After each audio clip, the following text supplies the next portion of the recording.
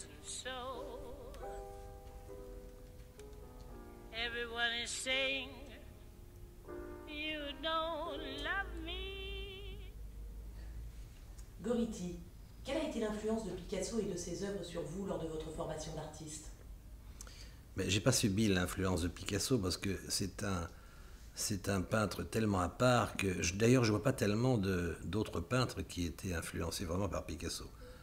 Il est tellement à part, il vient d'une autre planète et c'est difficile de le suivre. Avez-vous, vous-même ou votre famille, déjà rencontré Picasso?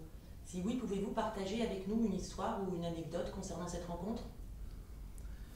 Alors malheureusement, j'ai pas moi personnellement connu Picasso, mais mon père, dans les années fin 40, début 50, avait été le voir avec un groupe d'amis peintres en vue de la création du nouveau salon de la jeune peinture.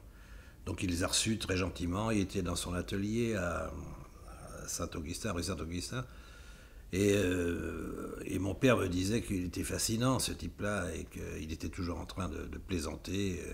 Et il a été très, très gentil, très simplement, il les a reçus. Et alors, mon père se souvient toujours de cette phrase qui m'a répété souvent. En partant, ils sont restés à peu près une heure et demie chez lui. Et en partant, Picasso leur a dit, vous, nous, à notre époque, quand on a envoyé une balle contre un mur, elle nous revenait en pleine gueule. Alors que vous, les jeunes maintenant, et c'était dans les années fin 40, hein, changé avec maintenant, vous, les jeunes, maintenant, quand vous envoyez une balle contre un mur, le mur n'est pas un mur, c'est un drap mouillé. Donc la balle, elle descend comme ça. Ça, je trouve ça, c'est vraiment Picasso, ça. Et la deuxième phrase, j'ai toujours aimé les tambours sauvages. Il y avait un côté comme ça, très, très sauvage, Picasso. J'ai toujours préféré les tambours sauvages au violon. Voilà, c'est l'esprit de Picasso. Donc ils se sont quittés comme ça et ils en ont gardé évidemment un souvenir extraordinaire. Comment des objets inanimés, des objets faits main, bâtiments, etc., inspirent votre travail en opposition par rapport à la nature? Ressentez-vous un sentiment particulier pour les objets? Oui, moi j'adore les objets, j'en ai toujours acheté. J'en ai acheté d'ailleurs par professionnalisme, parce qu'à un moment j'étais antiquaire avant de vivre de ma peinture. Les objets, c'est un prétexte. Les objets, je reprendrai la phrase de Picasso. Moi, je peins pas comme je les vois, je les peins comme je les pense. Et en fait, c'est la vérité, c'est ça. Ce qui est important, aussi bien dans un objet que dans un paysage, c'est de ressentir les choses à sa façon, et puis de le transformer pour le recréer. Alors, parfois, effectivement, ça peut être faux quand on le regarde sur la toile, mais c'est chacun sa vérité. Moi, c'est la mienne quand je fais les objets, et je pense que tous les peintres, c'est pareil. Au-delà de l'aspect moderniste et coloriste de vos œuvres, existe-t-il un côté expressionniste caché?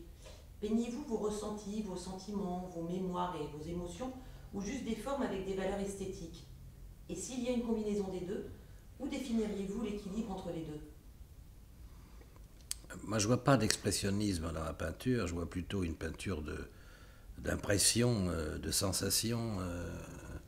Ce que je disais tout à l'heure, c'est que ce qui est important, c'est de ressentir les choses avec sa personnalité et d'essayer de recréer quelque chose par rapport à vous-même. Parce que là, moi, quand je vois un objet, évidemment, je le vois comme il est. Mais c'est pas ça qui m'intéresse, c'est d'arriver à l'interpréter, à le transformer. Donc, je pense que la sensation est importante et c'est de reproduire ce qu'on ressent et de faire le travail qu'on doit faire, le travail sur soi-même. Et chaque personnalité a sa façon de voir les choses. Quelle est l'évolution dans votre façon de peindre aujourd'hui par rapport à vos débuts? Si je peins un objet maintenant, ça devient presque un prétexte. Vous comprenez, c'est que je le vois différemment. Alors, avant, je peignais des paysages, je peignais la mer, je peignais les arbres et tout, mais j'ai plus envie de peindre. C'est parce que je préfère voir une belle photo maintenant en couleur que de faire ça. Donc, quand je fais un objet, quand je regarde un objet, c'est ce que disait Picasso. Je le peins pas comme je le vois, mais comme je le pense. C'est ça la vérité. Et alors, Le résultat est quelquefois peut paraître faux, mais c'est ma vérité à moi. C'est comme la vérité de chacun qui essaye de recréer d'une certaine façon ce qu'il ressent. Moi, j'ai toujours travaillé avec la musique. Et la musique est très importante, si bien qu'il y a des moments, je n'arrive plus à distinguer la différence entre un son et une couleur. Hein, et j'écoute toujours de la musique que je connais. J'écoute pas un morceau que je ne connais pas. Parce qu'à partir du moment où je ne connais pas le morceau en question, il faut que je tende l'oreille d'une autre façon et que j'oublie ce que je suis en train de peindre. Donc je ne peins que les choses que je connais et que je remets constamment dans mon atelier. C'est une façon de voir les choses, chacun travaille comme il peut. Moi je travaille de cette façon-là, je ne peux pas travailler autrement, j'ai toujours besoin d'avoir le son, mais le son de musique que je connais. La musique aussi bien classique, du jazz, je suis complètement ouvert à tout. Voilà. Avez-vous une période favorite de Picasso? Et si oui, pourquoi? Alors bon, j'aime tout ce qu'a fait Picasso. Il n'y a pas spécialement une période, mais j'ai eu l'occasion et la chance de visiter l'exposition à New York, là, il y a 2 ans, qui s'appelait Black and White sur Picasso.